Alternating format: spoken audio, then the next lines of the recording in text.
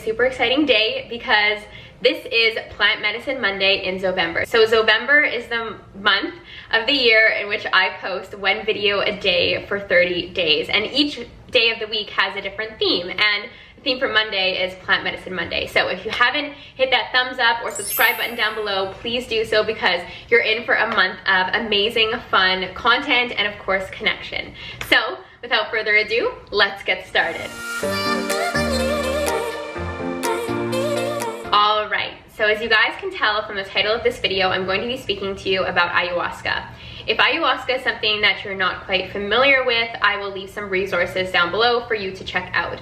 But ayahuasca is a form of plant medicine, also known as like a psychedelic medicine, that is used and has been used for thousands of years to heal.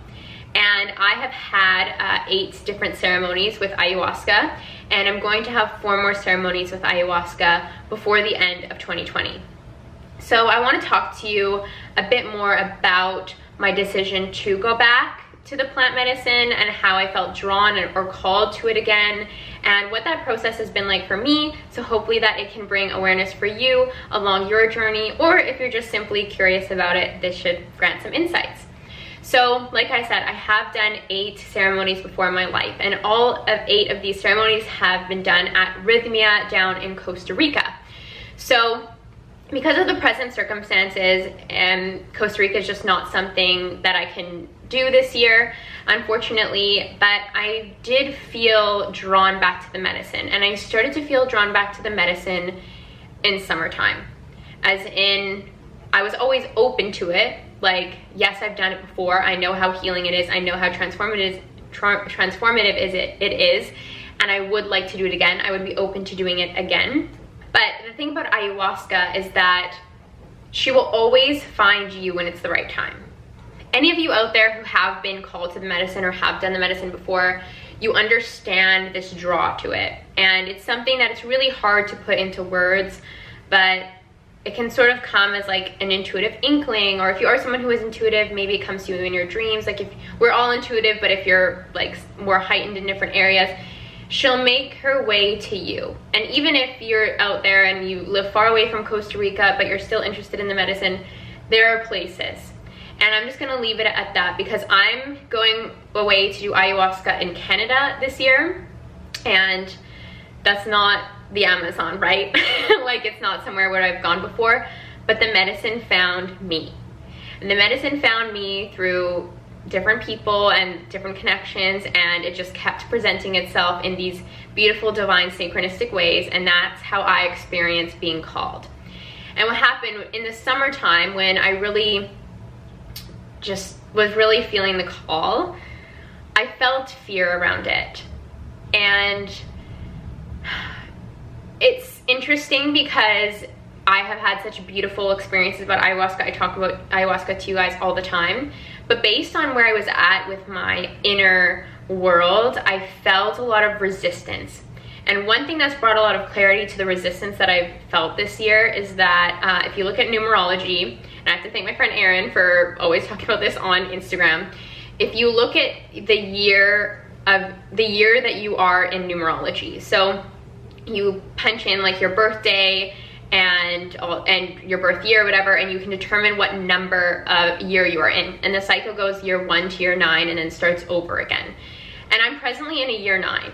Year 9 is all about transformation, healing, like deep inner worth, growth. Like, basically it's the year that is just everything is coming up to the surface and being purged. And like I said in my intro to Zovember video, I'm presently navigating my deepest wound yet, which is like the unlovable. And this unlovableness, this like not good enoughness thing has been, I've always been aware, or not always, but I've been aware of it for a couple years now, especially going through my life coaching course and things like that. I became very aware and gutted myself a lot of my own stories. But I didn't even know that this wound was inside of me. I mean, if you were to look at my life, you could definitely tell that I had this deep wound of feeling unlovable because I don't have romantic love in my life, and it's been a challenge, and I've been quite open to you about that. So our outer world, our 3D world, like let's say like my apartment, is a direct reflection of my inside world. So if you are someone who's struggling with money in your relationship with money inside, that's gonna be reflected to you in your bank account. Or if you're someone who innately feels abundant and feels like you are money, that's gonna be reflected to you as well in your life. So we all know that I have this deep work to do when it comes to love and relationships and just this feeling of being unlovable and just a lot of fear. I think the biggest thing, like I said, ayahuasca started to present this fear, and I was like, why am I scared? I know that she's just love, and I know that my life completely changes and transforms in the most beautiful way. But where I felt that this fear was that I was going to be aware of something that was hidden in my subconscious, naturally, as Aya shows you. But I was going to become aware of something that I didn't even know was there, and it just felt like, well, since I'm in this year of turbulent growth and healing, I'm like, what next? Like, really, I can't seem to catch a break here. And so I was sifting through this fear. I'm like, you know, I know what this is. This fear is around this like deep, not good enough, but below that is this unlovableness. And so yeah, I knew that that's why I had to go back. So I started to just like express my curiosity, like, yeah, I'm gonna do it. I started to lean more into like, I'm gonna do it versus I'm scared, like I'm feel the fear and do it anyways type of mentality. And what happened was I actually paid the deposit to go to this retreat, which is actually at the end of November, where I'm gonna do ayahuasca. So you guys are gonna get it in this month. You're gonna get the updates. And as soon as I made my deposit, set my intention, at that point when I had made the deposit, I wasn't feeling scared anymore. I was like feeling excited for the growth, because I've just been in this place of like, I'm aware that there's something there, but like, I just, you know, we resist our own growth sometimes, and that's the ego holding on to the old identity. So as soon as I paid this deposit, what was interesting was that like almost immediately, all this unlovable stuff started coming to the surface and like flooding my mind. And my mind is such, like, I'm such an observer of my mind and observer of my thoughts, always reprogramming. It's a very positive place. I'm very much like my own best friend. And I started to have these thoughts come in, which I'm gonna dive deeper with you guys in a video in Real Talk Thursday about being unlovable. But it just has been ugly. Like, and the feeling of being unlovable, I felt a feeling of like, I've healed a lot of my abandonment wounds the past year as well. But I would say that the feeling of being unlovable is worse, has been deeper for me to heal than that. And it's been more painful than anything I've ever experienced. But I know what's happening. I'm very aware of what the healing process looks like, because I've done things like ayahuasca in the past, because I'm in tune with my spiritual health. And so I've just been like nurturing myself through that. But back to the point of ayahuasca is like, once you commit to her, she's gonna give you the pre-work. And so that's what's really shown up, is like, since I, you know, paid the deposit, committed myself, I've like committed to doing the pre-work to get me to this place to be even more open to do Aya. Because when you do ayahuasca, when you take the plant medicine, you have to give up all control. And you might say like, oh yeah, I could do it, like, but really you don't realize how many layers of subconscious control that your human body, your human suit has over your life. And so when you get to Aya, you have to be willing to surrender. And what has happened when I'm doing ayahuasca or experiences that I've had with psilocybin is you hit this wall of like resistance, and this resistance is very much your ego, and it like doesn't want to like give up control to the consciousness of the plant. So the consciousness of the plant, like I said, whether that be psilocybin or I'm speaking about ayahuasca right now, comes into your body and is intending to heal you and like fix you, but the old identity or the ego, which I identify with, like just doesn't want to give control to something over my body. The control that the ego has, that primitive brain has on your body, is years and years of constructs being built. So you have to get to this point of surrender, and it does happen, but it's not always pretty. It doesn't always feel good. It naturally feels scary. In ayahuasca, it feels like a lot of nausea. You may purge, like you may vomit. That's a thing that happens. but it's just like a whole lot of like, I don't want to, but like I feel so drawn. Like you hit this like resistance, and you just have to remember to like let go and surrender. You have to let go and surrender to a new way of looking at things, a new way of being. And you guys can take that lesson in itself to your own life.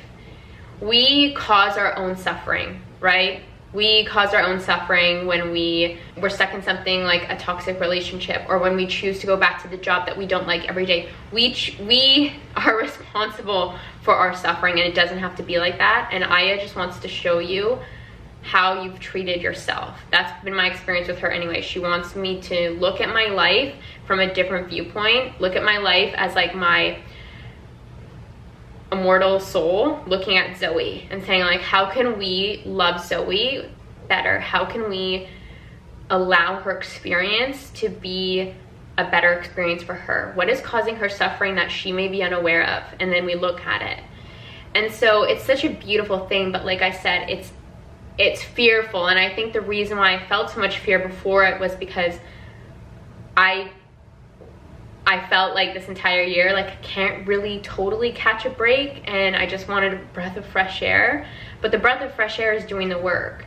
The breath of fresh air comes like after you cry, when you feel like you want to cry, or after you, you know, heal something, or after you say something that's been the words left unspoken.